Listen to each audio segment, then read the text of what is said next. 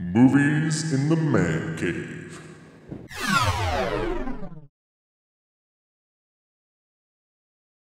Alright everybody, thanks for joining us on this mini episode of Movies in the Man Cave, which is our show, which you are watching and enjoying. Yeah, Yeah. that's about it. We've got a little genre switcheroo for you this mini episode. That's right. I've recently received some bad news that my favorite show on television, Community, has not been canceled, but they've temporarily pulled it while they're trying to figure out maybe a different time slot or whether or not to bring it back. I don't know. It's bad because they're taking it away, even if it's just temporarily. Sorry, man. And TV studios have a tendency of taking the greatest shows that they have and flushing them in the toilet and making everybody upset. And I don't know why they do that. So, in honor, or opposite of honor, because I'm not happy about it, right. disgrace of this news, In angst of. this week on the mini episode, we're going to each give a TV show that did not get to see enough light of day. I'll start. It's a show I just instantly discovered on stream, online, and it's Pushing Daisies. And I don't know how many people even know of it. It was on ABC probably like 4 years ago. 3 or 4 years ago. And it's got, first of all, my number one thing that I love in a show or a movie, and that's a narrator. Love anything with a narrator. You know, it Hooks you. And his voice was perfect. It had Zoe Deschanel in it, and then... Oh, there's your problem. Yeah, she doesn't stick in anything, and I'm not a huge fan of her, but the show itself was quite excellent. It's about a guy who can bring people, animals, things back to life by touching them, and they can be alive for 1 minute, and then he touches them again and they die. And if he doesn't touch them, they live, and something else has to die. Right. So, and he pretty much goes around solving murders by talking to dead people. That's a really cool concept. It's a really cool concept, and it was so good on so many levels. First of all, the narrator, the cinematography, it was such a beautiful show. It was vibrant and colorful. It almost reminded me of a Tim Burton, like his Charlie and the Chocolate Factory type of just popping colors and the greens and everything. It was definitely a show that you could watch as a couple. It's something that both my wife and I enjoyed. There's a little bit of love story in there. There's a lot of comedy. There's a lot of, you know, crime-solving drama. So it just hits on so many levels. And I think it was around for about a season and a half was all that it made. I would be surprised if there more than 20 episodes existed for it. And it is just a gosh darn shame. And ABC... Shame. Shame on you. Well, Shame somebody, Jared. shame on Fox for cutting Firefly. Yeah, I went there. I don't think you're alone in that. No, I am not alone in that. Firefly was cut after 1 season.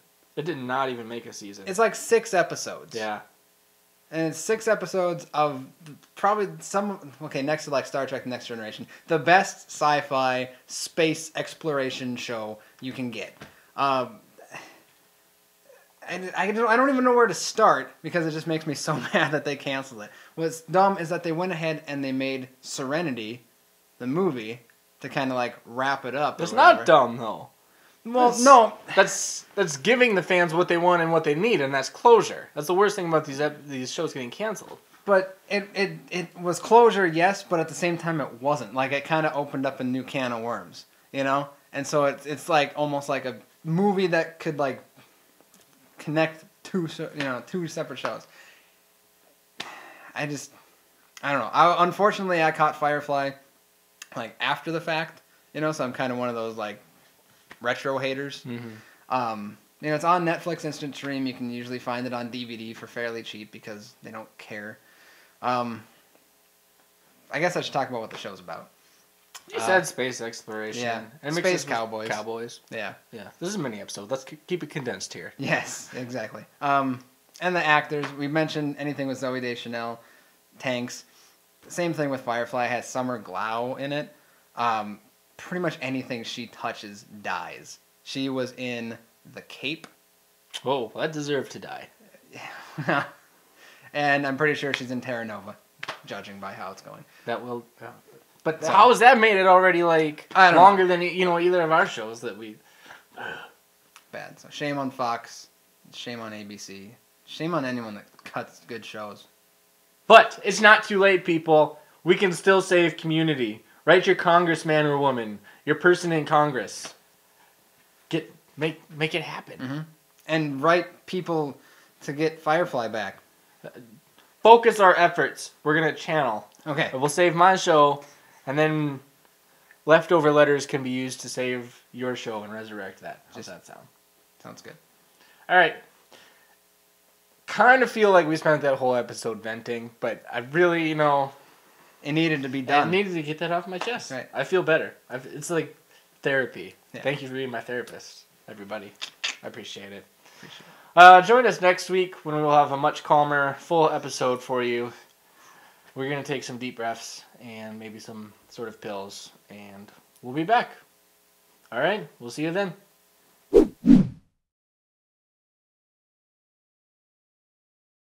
It was passed on before its time. River Phoenix, do you know? Oh, man. All right. Why would you do that? Well, that's what happened. It's tragic. It's not a joke. It's tragic. I was ready for the mini episode and you River Phoenixed me. It's tragic. Okay. You want to start? How good you've taken Joaquin instead. Oh, Um,